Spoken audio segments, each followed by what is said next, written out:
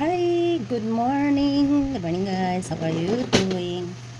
So, today is Sunday and I'm preparing for church. Kaya naman, let's do my makeup. But first, skincare. So, pakilamos ko lang ng face ko. Huwag na kayong magtanong kung naligo ba ako or hindi. Kasi alam nyo na yan. Ayan. After hilamos, naglalagay lang ako nito. Nagpupunas pa din ako nito. This is micellar water. You know what, guys? I'm trying to get rid of Tagalog. Pero na dadyo ko, guys, na if mag-story ako sa camera kay magtagalog ko, so parang it's so awkward to speak, Bisaya na lang sa pag video na ako kay magbuda ko nandan. It naturally comes sometimes nga matagalog jud ako mastorya. Charot. Ito, guys, so I'm trying to do kanang mga vlogs na Bisaya na lang instead of Tagalog kay I know nga nabantay pud mo na our Tagalog is very gahi. Very gahi. Kabalo jud ta mag-Tagalog no kita mga Bisaya kanang kon kay ta sa tawagan na murag all around ta ba kay kabalo ta mag-Tagalog. It's just that lahi lang ang ato ang tuno sa pagtagalog. Mo na siya nga sometimes awkward kayo paminawon pero okay ra na oy, ang importante ba kay masabtan no. So I'm done with the micellar water. So this is the Biotin micellar water, skin moisture. Micellar water siya, guys, pero ginagamit po na ako siya pang cleanse sa akong face. So meron siyang double cleanse because first is hilamos, niya pagkahuman kay micellar water, and then before ko add micellar water before ko mag-apply sa ako ang moisturizer. And by the way, guys, this one kita mo na. So this is the original na brightening moisturizer, pero ang sulod ani, guys, dili na ni siya original because nahurot na akong original. So I'm back to katong Lux Organics na soothing gel. Kaya wala pa man siya nahurot, and unya na jud ko magpalit if mahurot na siya because I'm trying to control my unsa na urge to sigig order bisag dili na kaayo necessary. Nag-abot ng mga products na ko dire, so mao ako sang hook dun. And actually dagan kay ko mga makeup products, guys, you know that, right? So pagkadagan na dyan ako mga makeup products na rin, dagan kay ko palettes, pero wala na ko nagamit. Excuse me, it's very gloomy today kay kaulan nun. But going back, dagan kay ko mga palettes na rin nga wala na ko na magamit because karon sa ako makeup, mahilig ko mag makeup, guys, but I'm trying to stick kanang mga simple routines na lang because I'm working, so lesser time na to do my makeup sa morning ana. And then, nagdala ako gamay na palette sa trabahoan so that I have something to use kung ganahan ko mag-retouch like that. So, I'm done with the moisturizer. And as always, let's do a face massage. So, I'm trying to really do face massage every morning, guys, to get rid of puffiness. Pero na yung mga time nga kanang malate kong mata. Tamaran ako mag-massage. So, na yung times na makaskip ko. But anyway, mo na siya panikamutan ako nga maka massage ko because I'm not getting any younger, as you know.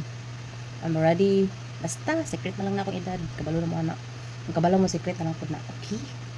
So nindot kayo sa paminaw ang mag-massage sa face, guys, especially sa morning kay kunang mugaan kayo ang feeling. It's very relaxing. And also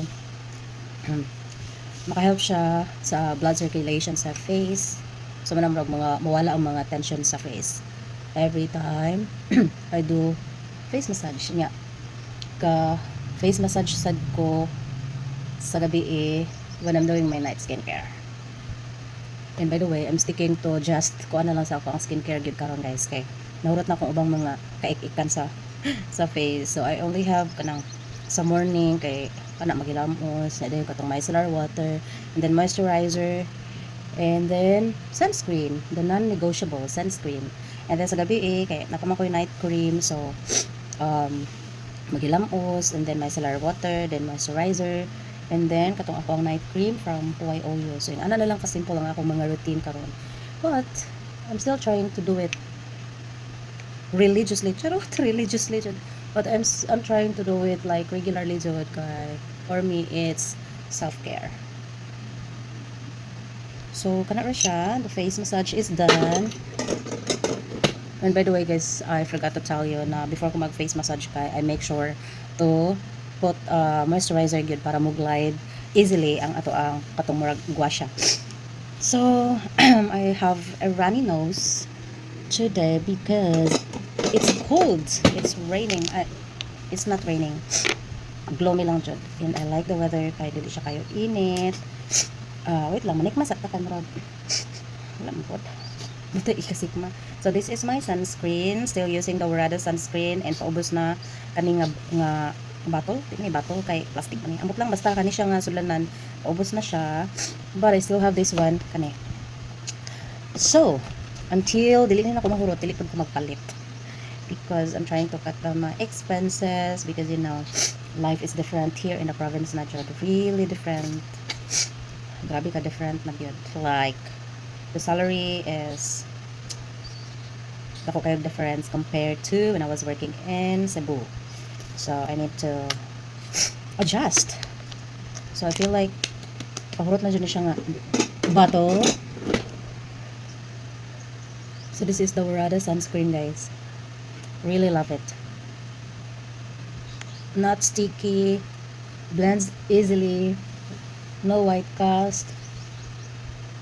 It has SPF 60 plus PA++, so I'm confident na makaprotect siya sa akong skin, especially sa kainit sa kalibutan.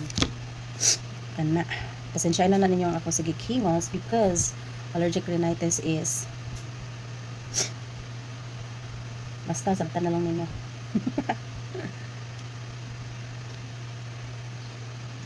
Butang puta sa ato ang liog kay para dili ra poy nawong ang protected.